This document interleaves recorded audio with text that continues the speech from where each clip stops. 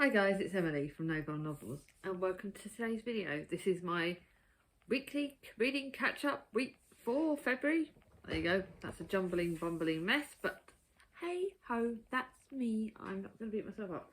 Reading catch-up for February, week 4. There you go, that's a formal title. So, going forward, I listened to the lovely Jack's advice, and what I think I'm going to do is, this will be the last weekly, like the thumbnail. My thumbnail will be different next time. So what I'm going to do is, rather than adding all the photos that I do add at the end, like in the editing bit, I'm going to add them in the thumbnail. So you're going to see like little bits of my week in the thumbnail with a picture of me. And that way the thumbnails will look different. Yet to go onto Canva and work out exactly how I'm going to do it, because I am not creative. I am not like Jack and the others. But I will give it my best, and you'll be seeing my weekly catch-ups that way. The other thumbnails will probably still be in this format because I like that sort of style format. But yeah, I think the other ones are going to be different. That way the weekly reading catch-ups every week will be looking a little bit different. So it has been quite a week in the fact that I've not had as many amazing books. I've not had any 5 stars this week. But I've read a lot this week. So I've read 1, 2, 5, 6, 7, 8, 9 books this week somehow. I don't quite know how I've read 9 books. And I'm going to be finishing my 10th one today. So yeah, I've read a lot. So maybe that should go in the thumbnail. I might just add that, not necessarily in the title bit. I might just, yeah. I've read a lot this week, but nothing's been amazing. That's the thing. You can tell it's the last week of the month, and I know every month I do this. Every month I say I'm going to save a great book for the last week, and do I? Heck! So I've not read any 5 stars, and nothing is jumping out at me. I know I think it's because I don't. The way I've changed my books now, the way I've changed my TBRs, and the way I'm not doing like mid-month wrap-ups. I feel guilty not showing you the books that I'm going to be adding in it. So it's really weird. I was going to start The Witch's Guide to Demon Hunting, and that was going to be my last book of the month. And then I was like, well, I haven't shown that in the TBR. And I was like, oh no. And then I was like, but I've got to clear space off my shelves for contemporaries, because I've got more contemporaries on my shelves. I've got less space on that. And going forward next month, I'm going to be buying more books and So I was going through a right controversial thing in my head. So I've picked up books off my shelves, not necessarily because I wanted. The whole point of this was I was supposed to be mood reading. But apparently I struggle with that. But I will try and remember next month to do that, because I've got a few books. And I don't want this video to be too long, so let's stop rambling and let's talk about them. So I've won 3.5 star, which was When the Curtain Falls by Carrie Hope Fletcher. I just don't think this author's for me. It's quite meh. I'm counting it as historical fiction because you do have one timeline in 1952 with the young lovers Fawn Burrows and Walter Brown, who meet backstage at the West End Theatre when the curtain falls. And then you've got 70 years later, and when a new production arrives at the theatre, bringing Oscar Bright and Olive Green, with their budding romance. No sooner have the cast settled in their dressing room than strange things start happening. Bit of paranormal in this, a bit of a spooky stuff, just not for me. So no, I'm not gonna. I just don't think she's for me. And then 3.5 stars, because this did get better. And this is The Forgotten Shore by Sarah Maine. This hasn't been on my shelves for long either. So none of the I'm getting the books off my shelves that haven't been there for as long. So this is quite good. A Missing Heir, A Buried Memory, Can the Past Ever Let Us Go? It was very slow paced. I rated it medium pace, but it probably was quite slow at the start. And I found it hard to get into. Half of it's set in 1940, part of the one timeline's 1940, which is obviously wartime. Wounded in action, Archie Maxwell returns to his Scottish family estate of Rosalie. But between the uneasy company of his father's new wife and the nightmares that will haunt him, he finds the house more of a battleground than a refuge. And then you've got 1980, which is their more current timeline. Obviously, it's quite history in ours. And that's journalist Eva Bain arrives at Rosalie looking for a story. Since Archie's disappearance 40 years ago, the Maxwells have lived in a shadow, and Eva is drawn into mystery. It's okay, not amazing, not necessarily what I'm going to reread, so let's go straight to Charity Shop. This one's 4 stars because it's a contemporary, but it was a really good. This is the first of the 4 stars, but this was a really good book, and it's one that I'm going to let my mum read. And this is A Scottish Highland Hideaway. Not necessarily going to be a reread, even though it's a beautiful copy. So I don't know.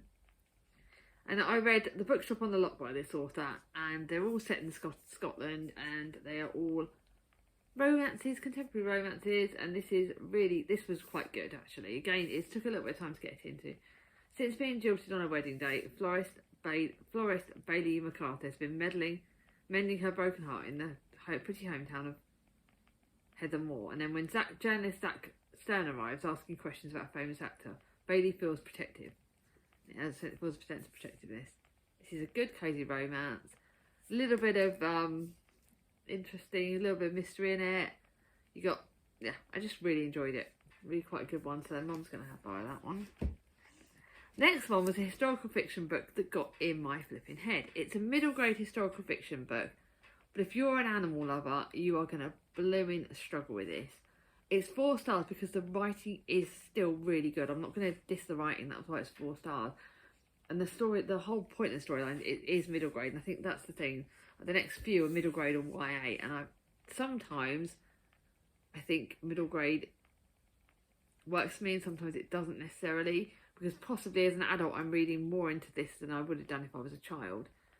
Well, in the Storm Age, it's about the fact that at the start of the World War II in 1939, they said that pet lovers had to put down their animals because of the war and the risk of it. They couldn't get looked after in the war and everything like that. And I found that element, and basically the lead character in this, Noah, decides to run away with his dog, and other people follow him. But if you're an animal lover, some of this stuff in here is very, very hard hitting, and I found certain scenes like gulp. Oh my god, I need to be gentle on myself, which is why I picked up the next book that I'm going to be reading. Oh, I forgot to tell you what I'm currently reading. Done that in a order, but yes, that got into my head. It is a good book, but I don't think I can read that again because it is. If you're an animal lover, yeah, just go into this being aware of that.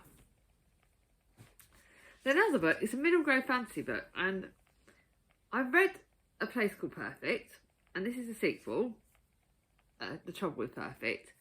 I actually think I am going to get rid of both books because, again, it's a middle grade fantasy book, but it got into my head and it actually scared me a bit. And I know I'm a giant wimp, and all of you book lovers are going to be laughing your head off at me. I know the Waffle Girls would be laughing. I think they did laugh when I told them.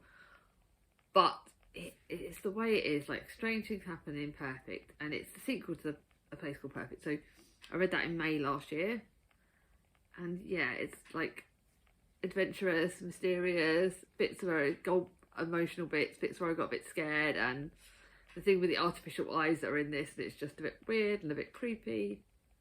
I think I'm going to get the other book and just unhaul them both. I'm going to be strict to myself. I can do this. And then to last of the 4 stars, no, I've got 2 more 4 stars. And the next one is I Was Born for This by Alice Oseman, and this is one of her standalone books. It's not connected to the Heartstopper series. It's got a really diverse range of characters, which I think is done very well. But this is very much of a YA book. Had I been young adult, I probably would have liked this even more, which is why it's going to the charity shop. I'm going to die. Basically, it's about this band, the Arcs. We've got two like lead characters basically in this, 2 sort of like introverted narratives. You've got Angel, who is a big fan of the Arc, the band. The Arc is a pop rock band. It's a trio of teenage boys taking the world by storm. And Angel is like a massive, massive fan of them, and it's about her and her friend. And I've just realised my phone is annoying me. And yeah, it's about her and her friend, and they're like massive fans, and they think the band's their life and everything like that. And they go to meet them, and things happen. But then you've got one of the actual singers in the band, Jimmy, who owns everything to the band, and he's got, there's a lot of mental health issues in this book. You have to be aware of that going in. There is a lot of triggers. Please ask me if you want to know the triggers, but go into this with very open eyes. I think the mental health issues, things like that, are tackled very well. I think, like I said, it's a great range of diverse characters. But I'm just a bit too old. That was still done very, very well. And then to last of the 4 stars is Code-Breaking Sisters by Our Secret War by Patricia and Jean Ottawa. And this is about 2 sisters that helped out in the war. They both worked for some of the more like intelligence era of it. And they both had 2 very different experiences going through the war that way. but it was all kept secrets because obviously when you were doing that sort of thing, you had to keep them secrets. Very interesting non-fiction. Like Codebreakers, that's going to charity shop. God, I thought I'd taken all the books to the charity shop, and now I've realised I'm going to have a lot more to carry today. And then to my 2 4.5 stars. The first one, I'm still not going to reveal the author for it, but this is Hope Street. I read it for a tandem read along. My review is up. It's 4.5 stars. It's very, very good. There's got 2 lead characters, Connor and Lila. And at the start of this, she said she was popping out just to see a friend, but she wasn't there when he got home. And he waited and he waited. 4 years later, he's still waiting because Mum is coming back. He knows it. And that's quite good. It's a little bit of a mystery about Connor, his mum, basically disappears 4 years ago because she says she's going out and never comes back. Hope Street is at risk. They're trying to demolish it. That's one of the things that happens right at the start. And Connor won't leave his house because in Connor's eyes, if he leaves, his mum won't be able to find him and she's going to come back. And then Lila's a journalist who sets out to investigate that. Investigate why Connor won't leave, and they form a bit of a friendship, and they go, and Connor says, like, can you help find my mum? And that friendship then develops, and there's other characters, and it's fight for Hope Street, fight for Connor. You get some good characters, some baddies. It's a really, really good contemporary, and I reckon you should check out my review on Instagram. Very, very good. And then I had the choice of the 2 live books, and I listened to it. I read Bombshell by Alison Hammond. And again, this is a really very, very good book. Very much about body positivity, about taking life back. You know, just because someone puts you down, taking life back. It's done so well. Like this lady, she sort of goes at the start of the book. Her husband is like a film star and not film star, a TV star, and she does everything to him. She's devoted her life to being a mum, to her kids. She puts everything in it, and then one evening he suddenly goes, I need a break, and walks out. And she then has to piece her life together again and get her life back. And it's really like interesting to see that and see the dynamics, the family dynamics, the way it affects the children. She's a great mum, a great older protagonist, absolutely older. She's in like not even her 40s, I don't think. But she's really done so well. Madison's like a great lead character, and I absolutely loved her. So yeah, it does have like the investigating tropes and things where she's trying to find out why he left, but this was done really, really well, so I thoroughly enjoyed it. But it's a live book, so I think I'm going to lend that one to Mum actually, and those 2 to Mum, and then that one's that. So I thought to tell you what I'm currently reading and what will be. So basically, obviously today I'm filming this on the Thursday, and obviously you're seeing it on the last day of the month, so this will be the last official book that will be finished in the month, because it will be finished either today or tomorrow. So I'm safe to say I'm already 90 pages in. I may show it in my monthly wrap up because this is what I've done. I may be doing that. I may just show you in the weekly wrap up. I'll probably just mention it a little bit in the end of month stats. The ones that don't get into the books that don't get into the I'm making about as much sense as flying in the air. Books don't get into the weekly catch up, so it's ones that don't sort of follow over because I have to keep my monthly reading all together. Will be briefly mentioned in my end of month weekly stats, and I'm guessing at the moment this is going to be a good 4 stars, could be 4.5. It's about being a mum and being a cool mum. So this she's 36 and she's got a girl that's just about to turn 13.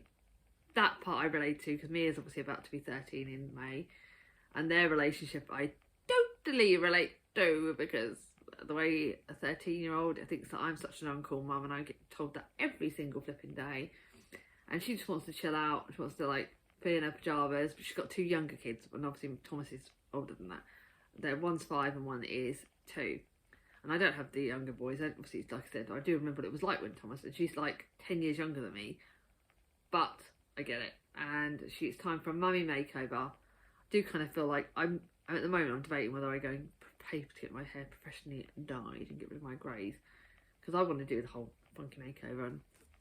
But you know, and then she just wants to show her colleagues she's still the boss bitch. I think this is where I'm slightly older than this now. I've kind of accepted who I am and accepted what I'm going to be like. So I kind of like, but I still love this. It's just a light book and it's fun and it's what I needed. So I'm going to carry on with that going. And then I've got a book for a Love Book Tours, Love Book Tours read along My review is going to be up on this on a Sunday. It's the first in the series. I'm not entirely sure. I decided to get the first two and I'm not going on with it because I just don't want to push myself too far. It's fiction. See the world, search for a missing father and find your greatest love. I don't want to know too much about this, so I'm going to go into it and you will hear about this in the next weekly catch up, in the first one of March. Briefly, like I said, it has been a really quiet week. There is only going to be 2 very small pictures at the end because I think Friday it was a chill day, and I just had a chill day because I wasn't working. I had the half term off. Saturday was quite chill with the Thomas and Mia. I think I literally just chilled. I think we went to Tesco's and bought a few more books, which are going on my book haul. That was about my most exciting thing. And then Sunday was working, it was busy, and then Monday Thomas was off again. But we were like, I was rushing here, there and everywhere. Tuesday I was helping Mum clear her cupboards. That was my kind of mum thing. We cleared out all her bottom cupboards, which felt incredible. And I went for a walk. Yesterday, just mainly reading and catching up with reading. So I've done a lot of reading this week, but I've not done anything amazing. But I am grateful for the fact that on Sunday, it was my luck. We work on a 2-week rota, and the Sunday team that I worked with just gone. Sarah's one of my friends on there, and she bought me this lovely little keyring, which I'll show you about. And that was like my early birthday present, and it's just, you'll see a picture of it. It is just beautiful, and it's a perfect birthday present. Yeah, like I said, I've had rest and reading day, which is what I needed. And I think if you got to the end of this video, yeah, do a cup of emoji, because it was like nice chill week. I've had a cup, not so nice cups of coffee, but I know you can't always get the coffee emoji, but do a cup of tea emoji if you got to the end of this video, and tell me what you've been up to this week. What books have you been enjoying? What have you been doing? If you like this video, give it a thumbs up. If you're new to my channel, not subscribed yet, bring on my ding-a-ling. I'll see you all soon. Bye bye.